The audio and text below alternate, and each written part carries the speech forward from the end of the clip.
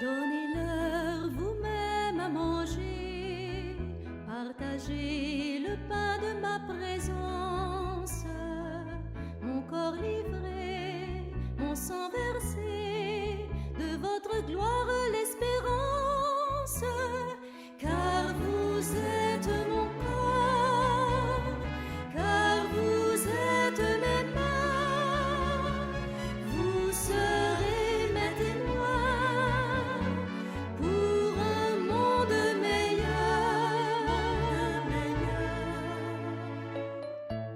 Bonjour et bon dimanche. La première lecture ainsi que l'évangile de ce dimanche nous parle de la nourriture, ou plutôt du manque de nourriture, qui est une réalité existentielle dont chacun de nous doit avoir fait l'expérience sûrement.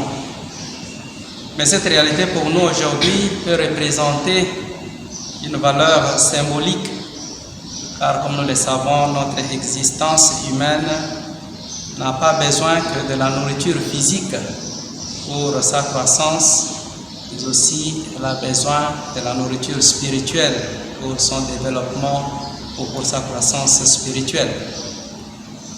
Le prophète Isaïe, dans la première lecture, s'adresse à des gens qui sont désespérés, des gens qui vivent en terre d'exil depuis 50 ans déjà. Il les invite à se tourner vers le Seigneur. En ces termes, écoutez le Seigneur et vous vivrez, parce qu'il sait que leur vie dépend entièrement du Seigneur. Vous tous qui avez soif, venez, voici de l'eau, venez acheter et consommer sans rien payer. Ce qu'il leur offre est beaucoup plus important que tout ce qu'ils peuvent avoir dans leur vie. C'est Dieu lui-même qui se donne gratuitement et sans mérite de leur part. Nous pouvons noter ici que même en temps d'abondance, on peut manquer cruellement des choses qui ne peuvent pas malheureusement se trouver sur aucun marché dans le monde. Par exemple, la paix intérieure. Il n'y a que Dieu qui peut nous donner la paix intérieure.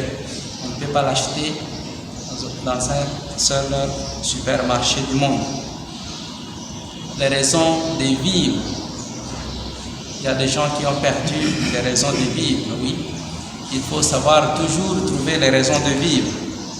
Et cela, on ne peut les trouver qu'en Dieu. Les raisons d'espérer et les raisons d'aimer. On ne peut pas trouver cela dans un seul supermarché du monde, sinon en Dieu.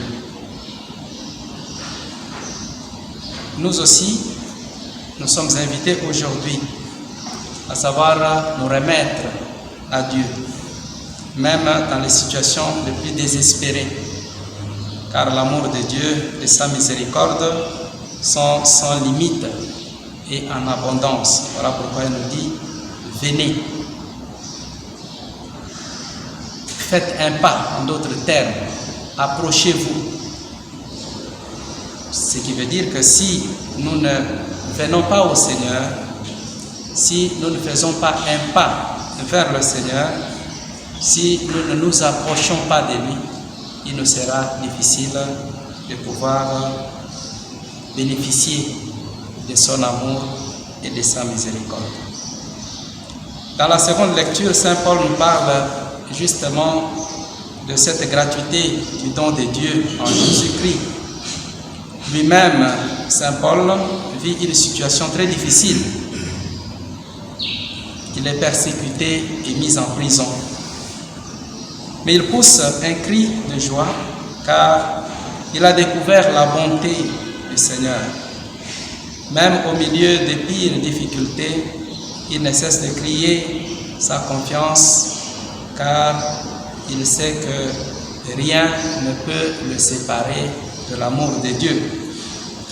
Dans son exemple, Saint Paul donc nous invite à demeurer des témoins du Christ à travers notre attachement inépuisable, à travers notre attachement inébranlable plutôt au Seigneur, et dire comme lui que rien ne pourra nous séparer de l'amour de Dieu.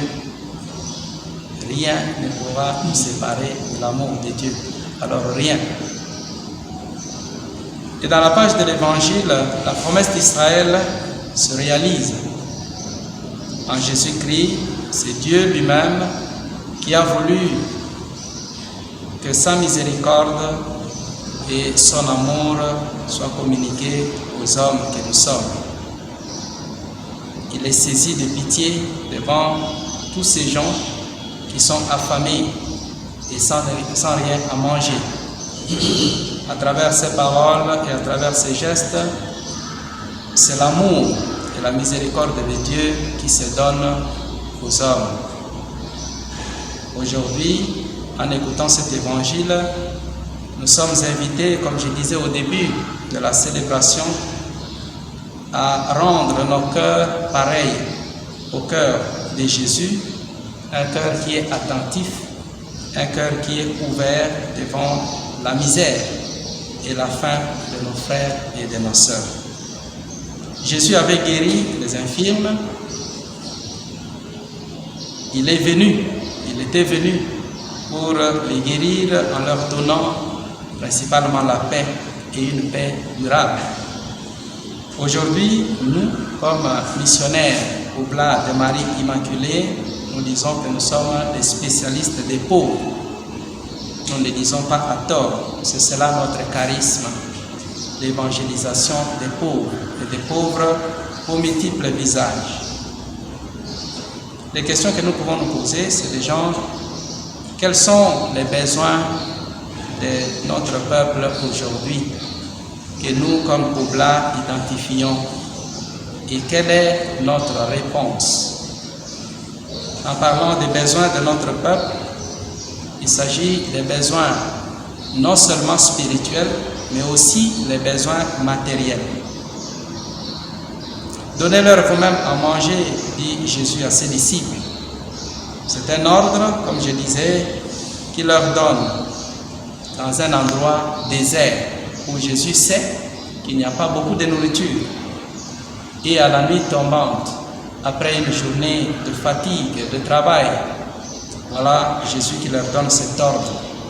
Donnez-leur vous-même à manger. Supposons que cet ordre nous était donné à nous aujourd'hui en face du pauvre qui frappe à notre porte. Quelle serait notre réaction? Qu'est-ce que nous disposerions pour répondre à ce besoin ou à cette demande? Les disciples de Jésus, dans leur indigence, ils avaient disposé de 5 pains et de 2 poissons. Voilà leur contribution.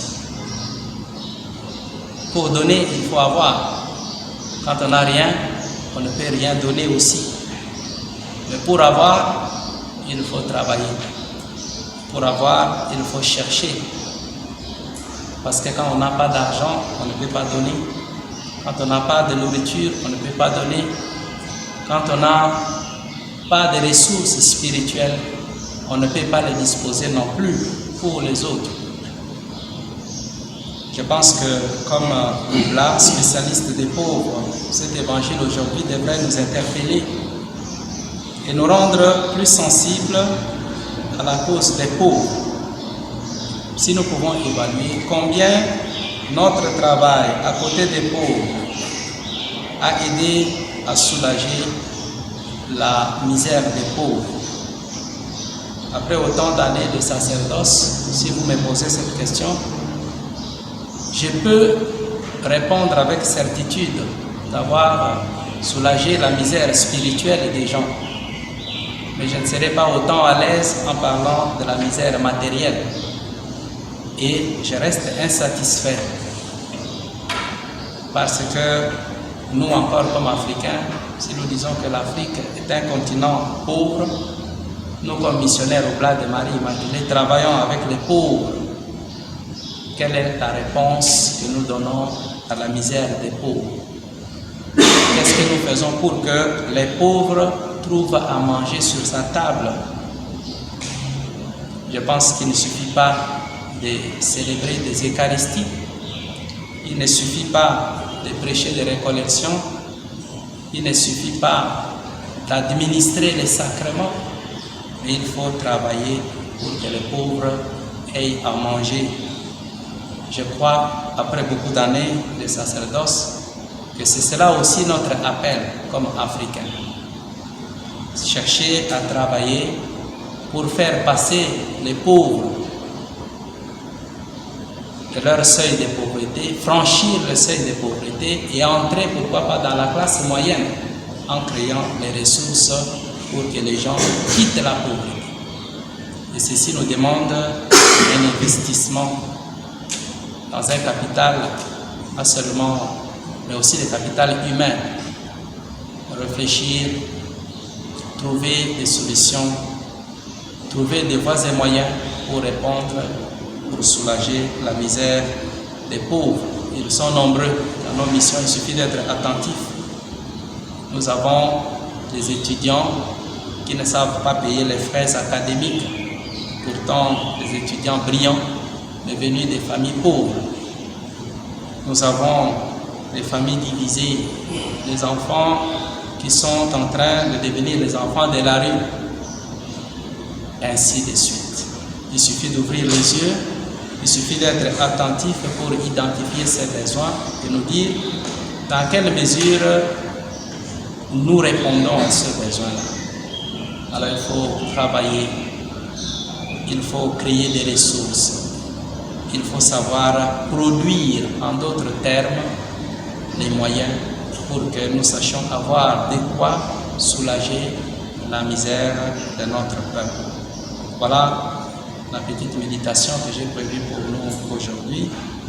Je voudrais que nous puissions prier, demander la grâce de cette sensibilité aux pauvres, que cela ne soit pas seulement un slogan, que cela ne soit pas seulement couché dans nos livres, mais que cela devienne une réalité, que cela soit notre vie, que nous sachions nous rendre sensibles, avoir ce cœur sensible qui sait identifier les pauvres, leurs besoins et aussi nous voir en action pour répondre de manière concrète à la misère des pauvres. Ce n'est que de cette façon, je pense, que nous pourrons participer efficacement à l'œuvre rédemptrice du Christ. Loué soit Jésus-Christ.